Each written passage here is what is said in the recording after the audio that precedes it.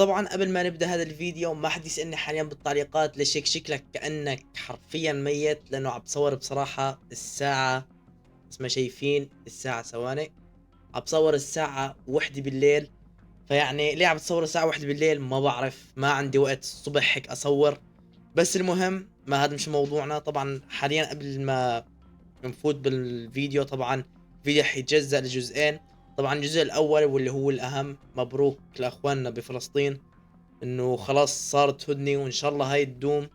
طبعا في القصة جدا طويلة، انا شفت فيديوهات بلاوي عن الموضوع، انه في شروط من هون وفي شروط من هاي الجهة والى اخره. بس يعني اهم شيء خلاص صارت يعني بامكاننا نقول هدنة.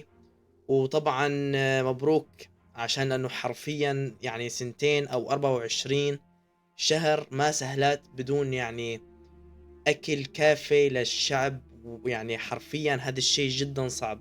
يعني تجرب لحالك 24 ساعة انك تاكل اشياء بسيطة، يعني هيك يا دوب سناكس حرفيا. يعني حرفيا راح تحس حالك ما عندك حرفيا اي طاقة. يعني الحمد لله انه خلصت يعني الحرب، يعني ما بامكاننا نقول على خير، بس يعني الحمد لله يعني خلصت. ما فينا نحكي هيك، خمسة وكم 56 ألف شهيد. فالله يرحمكم. وطبعا حفرجيكم هلا حاليا فيديوهات الناس كلها طالعة بالشوارع بتحتفل. بس يعني ان شاء الله الخنازير ما يشوفوا هاي الفرصة، انه شو، انه الناس قاعدة بتحتفل يعملوا، انتوا فهمانين قصدي يعني. يعني المهم ما بدنا نحكي كتير عشان ما ناخذ شيء على هذا الفيديو. ان شاء الله هذا الشيء ما يصير، ان شاء الله تدوم فرحتكم. وتعالى افرجيكم حاليا الفيديوهات اللي حاليا منتشرة والناس قاعدة عم تحتفل. اقسم بالله خلص الحرب. لبست للعرس ثيابها والله خلص الحرب.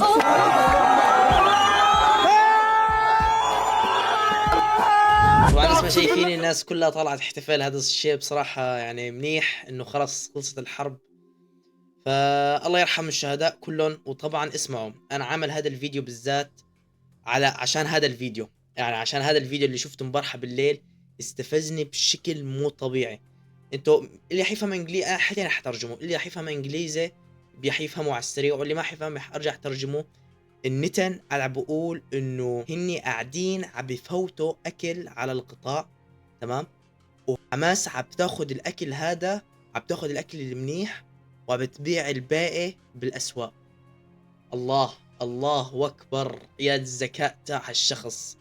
يعني انا صدقوني اكيد هو ما بفكر من هون، بفكر من. المهم تعالوا افرجيكم الفيديو بصراحة اللي امبارح استفزني بشكل مو طبيعي. Why do they say Israel's like starving the people of Gaza? Well, because we're trying to get the food in, and we let food trucks in, and guess what happens when we let them in? Hamas steals the food, takes the good chunk for itself, then they jack up the prices, and then they sell the food to its population, to its hungry population, if they give them at all, and then use the money that they take from their own people to recruit more killers into their terror machine. Why do they say لا يعني اسمعوا كلامه مقنع ما شاء الله. طبعا كلامك ابدا مقنع، بمزح معكم طبعا. يعني كيف حماس اللي هن يعني كمان فلسطينيين عم بياخدوا الاكل منيح وعم بيبيعوا الباقي للناس او لشعبهم؟ يعني شيء مش منطقي، فهمت شلون يعني؟ انا هذا الشخص من كل اشوفه، ما فيني اقول لكم حتى شخص، هذا الحيوان من كل اشوفه هيك ما بعرف مودي هيك، يعني بحس لازم هيك يعني. اسمعوا خليني ساكت عشان لانه ما يصير لي انا كمان مشاكل، عشان قلت لكم وانا عايش. فيعني الحمد لله خلصت الحرب، وان شاء الله بس ما يصير غدر من هدول الخنازير، عشان ما بتعرفوا امكانه يصير اي شيء. فطبعا ما بعرف ايش بدي احكي كمان عن هذا الموضوع. بس مبروك، ان شاء الله تدوم دائما هاي الفرحة. وطبعا حاليا راح افرجيكم فيديوهات كرنج. اسمعوا انا عم بقول لكم من هلا، اللي ما بيتحمل فيديوهات الكرنج اعمل سكيب من هلا، اطلع من الفيديو على الاخير، حرفيا اطلع من الفيديو.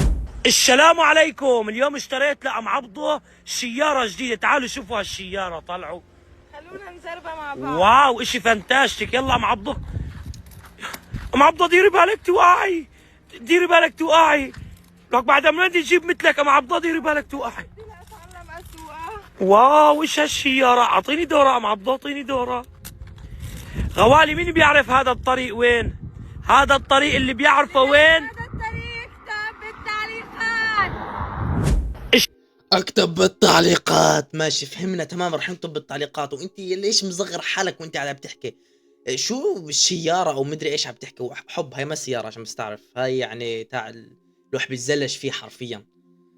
يا اخي الناس كم مستفزة، والناس اللي بتطلع نسوانا على السوشيال. اسمعوا احكي لكم بهذا الموضوع على السريع هيك، بس انا حاب احكي فيه يعني حتى من زمان، حتى لما كنت بس بالقناة القديمة تاعيت اللي هي يزن، او ما فيني اقول قديمة، بس القناة تاعيت يزن اكس، دائما بحكي بهذا الموضوع، او حاب احكي بهذا الموضوع، انه الناس اللي بتطلعوا نسوانهم على السوشيال ميديا هذا الشيء غلط. بالنسبة إلي هذا الشيء غلط. يعني مستحيل أنا لما أتجوز بعدين أطلع مرتي على السوشيال ميديا، يعني شيء مش، يعني ما من العادات والتقاليد تاعونا إنه نطلع مثال المرأة على السوشيال ميديا. هو اسمعوا، مش غلط ماشي، بس الغلط لما يعني يصير في شيء غلط. إن شاء الله الفكرة وضحت لكم. أنا عرفان أسوأ واحد بالشرح، بس يعني اسمه شايفين هذا الفيديو هو ما كرنج، متوسط بامكاننا نقول، بامكاننا نقول متوسط، عشان اول شيء عم بيحكي مثل الولد الصغار، ثاني شيء ما حب، ما حدا مهتم ايش جبت له، حتى ما جايب الميكان هذا جيبه بشيء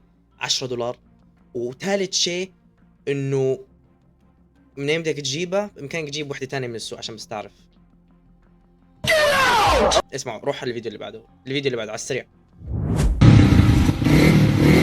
لك وين رايحة ام عبدو؟ وين رايحة يا اختي لي الماتور وريحة؟ بدي اسرع، بدي طير، واللي بده يصير يصير. ابو عبد ليش طفيت الماتور؟ لك يا طنطري هلا بتوقعي بتقلبي بتكشري لي الماتور مين قال لك ابو عبد؟ انا بعرف سوق وماتير كمان. لك بعد انت بتتكشري، بعد ما بدي اجيب مثلك روحي غوالي. يعني انتوا بترضوها ام عبد قال بدها تأشرع وبدها تطير واللي بدها يصير بترضوها انتوا؟ اسمعوا هذا الشخص اقسم بالله، اسمعوا انا بقول لكم ليش حبي يجيب مشاهدات. اول شيء جايب على هذا الفيديو 10,000 لايك.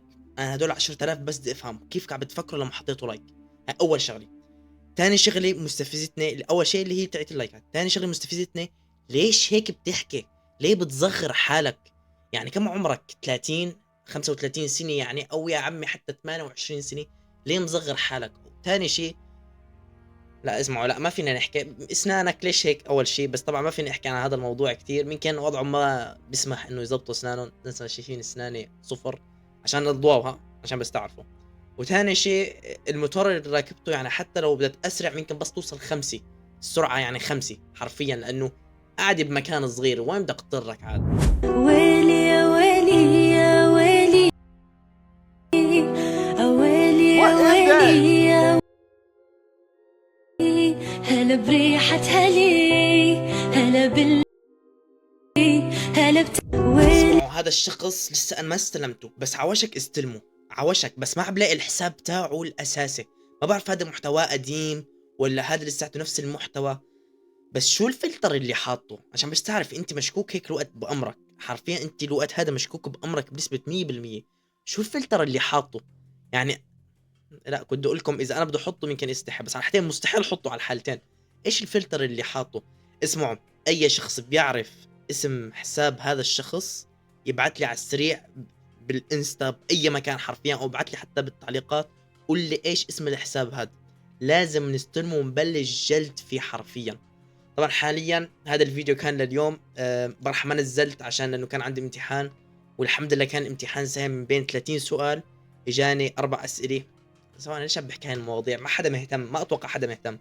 وطبعا اكتبوا لي بالتعليقات، غيرت المايك من فوق لهون.